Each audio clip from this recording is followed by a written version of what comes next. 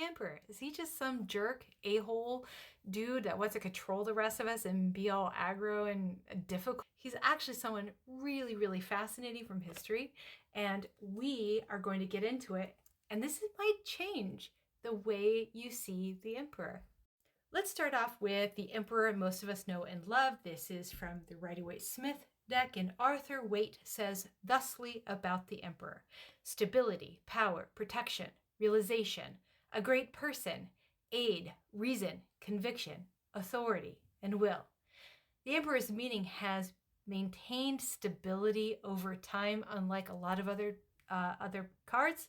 However, this emperor is an actual emperor of history, and if we know who that person is, it does shape how we see the nuance of this major arcana card, both for ourselves as readers, but also to get an understanding of the people at the time this was created.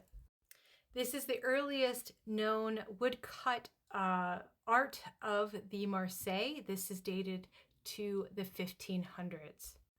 And this is particularly from that last image, this is the emperor. I want you to notice a few things because this is going to be a big deal.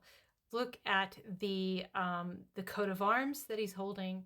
We have an eagle, a black eagle, a European eagle that is facing our left. If you look real carefully, you could see what looks like a crown on top of that eagle. Also, notice this dude's like very lots of luxurious hair going on. He's got like a lot happening in terms of his beard. It looks like it's plaited. He's got long hair. All of this is super important as well. Here's an image of, I believe, in the 1600s. This is one of the earliest complete Marseille decks, the Dodal. And again, here we see very clearly that there is a black eagle facing our left with a crown. And also his kind of curled beard. That's unusual, right? Long hair. And then his interesting quote unquote crown with this edge or lip to it. With kind of a twisting upward circular pattern. All of this are big, big clues. And if you look online, there will be many people who will say that this could be Charlemagne, but this is not true. If you follow the actual coat of arms, it tells you exactly who this is. This is a coat of arms of the Holy Roman Emperor of the Holy Roman Empire. And specifically, let me show you the coat of arms.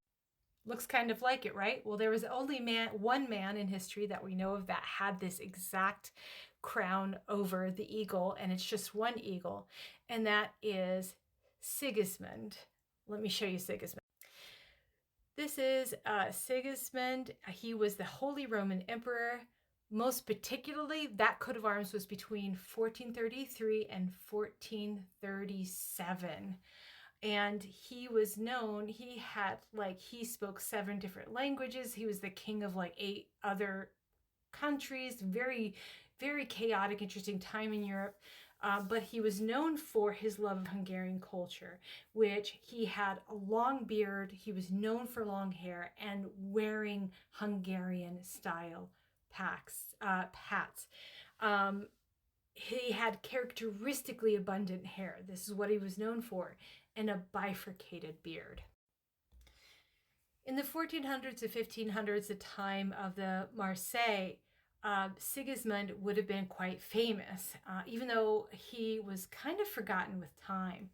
But his name and features were embedded in the collective memory of many different communities in the Holy Roman Empire. At a time when that empire and that imperial monarchy was its most energetic and impressive. Sigismund achieved a kind of posthumous immortalization as the epitome of a charismatic Roman king and emperor. His reputation was unparalleled amongst later medieval monarchs, and he is known for helping to end the schism within the Catholic Church.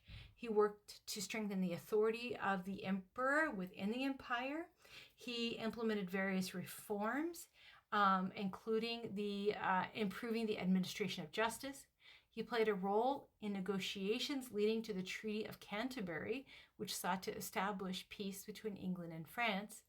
And he's remembered for his contributions to the stability of the Holy Roman Empire and Catholic Church during a very challenging period. Lots of interesting things about him. I mean, I could go on for days, but I'll try to keep this short. He, really interestingly, was a passionate builder of castles, chapels, hospitals. The term Bohemian comes from him, which later, there was a tarot of the Bohemian's deck. Now, how funny how we've come back around to that.